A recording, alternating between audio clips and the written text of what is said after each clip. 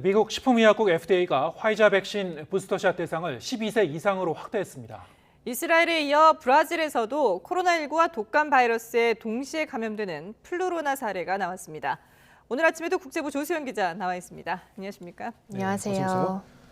네, 미국에서 코로나19 백신 부스터샷 대상이 이제 확대가 됐는데 12세 이상이라는 게 이게 대략 중학생 이상의 나이까지도 이제 포함되는 거군요. 네, 맞습니다. 그렇게 볼 수가 있고요. 만 12세 이상이니까 생일에 따라서 조금씩 다를 수 있습니다.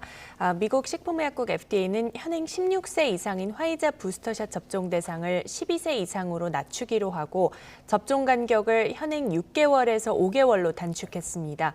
FDA는 2차 접종 이후 5개월 만에 화이자 부스터샷을 맞은 12세에서 15세 이스라엘 어린이 6,300명에게서 안전상 문제가 발견되지 않았다며 이렇게 실제 자료에 근거해서 이런 결정을 내렸다고 설명했습니다.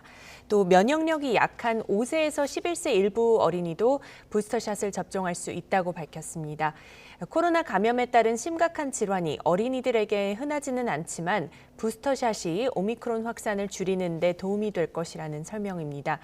FDA의 이번 결정은 미국 질병통제예방센터 CDC의 승인을 거쳐 확정되는데요.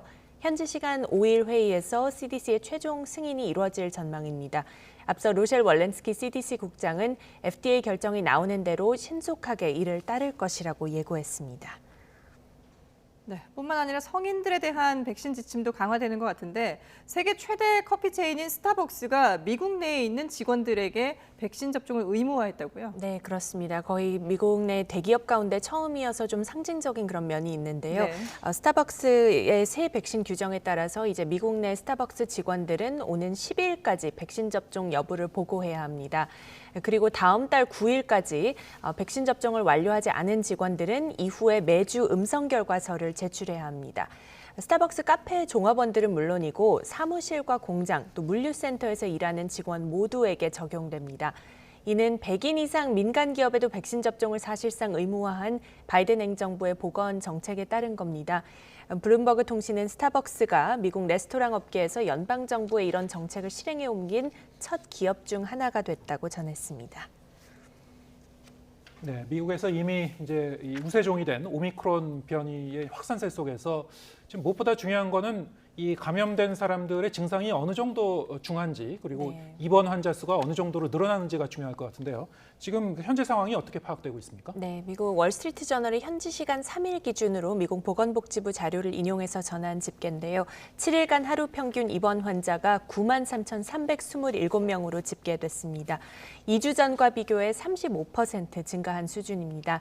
코로나19 대유행 이래 최다 기록이었던 지난해 1월 10일에 13만 7,500여 명, 그리고 지난해 9월 델타 변이 유행 당시 정점이었던 10만 2,900여 명보다는 낮은 수치입니다.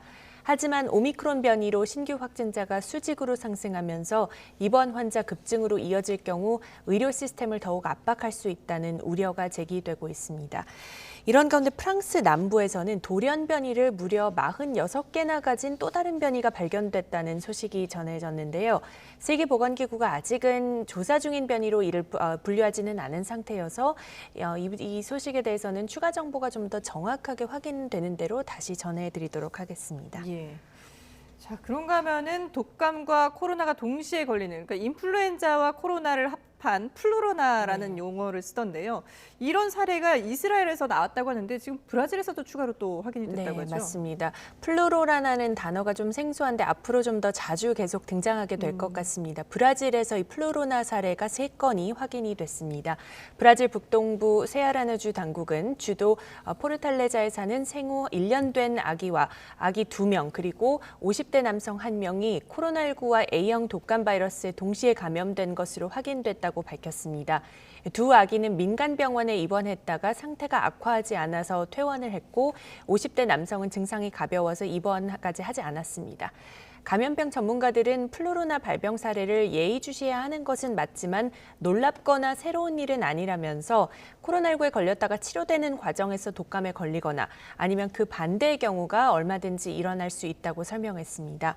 이에 앞서 이스라엘에서는 백신을 맞지 않은 임산부가 코로나19와 독감 바이러스에 동시에 감염됐다는 소식이 들어왔는데 세계 첫 동시 감염 사례라는 주장도 있었습니다만 지난해 초 미국에서도 비슷한 보고가 있었던 것으로 파악돼서 최초 사례를 규정하기가 현재로서는 좀 어려운 상황입니다.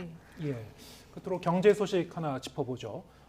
뉴욕 증시가 새해 첫 거래일부터 훈풍이 불었다고요? 네, 맞습니다. 뉴욕 증시 3대 지수 모두 소폭 상승한 채로 마감을 했는데요. 주요 기업들의 영향이 컸습니다. 애플과 테슬라 영향이 컸습니다. 애플은 현지 시간 3일 장중 한때 182.88달러까지 치솟으면서 역대 최고치를 기록하는 동시에 장중 시가총액 3조 달러 고지를 돌파했는데요. 시가총액 3조 달러를 넘긴 것은 애플이 전 세계에서 처음이라고 합니다. 테슬라는 지난해 4분기 고객 인도량이 사상 최다를 기록했다는 전날 발표에 힘입어서 13.5% 급등 마감했습니다.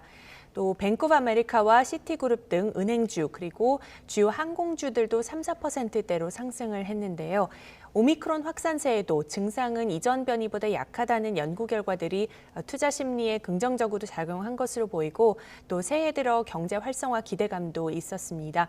아울러 해가 바뀌면은 기관 투자자들의 신규 자금 유입으로 통상적으로 증시가 오르는 그런 경향도 무시할 수 없다는 분석이 있고요. 예. 그러나 전반적으로 올해는 미국의 금리 인상 예고 그리고 인플레이션 지속 전망 속에 저금리와 기업 실적에 힘입은 지난해 수준으로 주가 급등을 기대하기까지는 어렵다는 전망도 나오고 있습니다. 예. 세계 증시 출발은 좋았는데 앞으로 상황은 좀 더 지켜봐야 되겠습니다.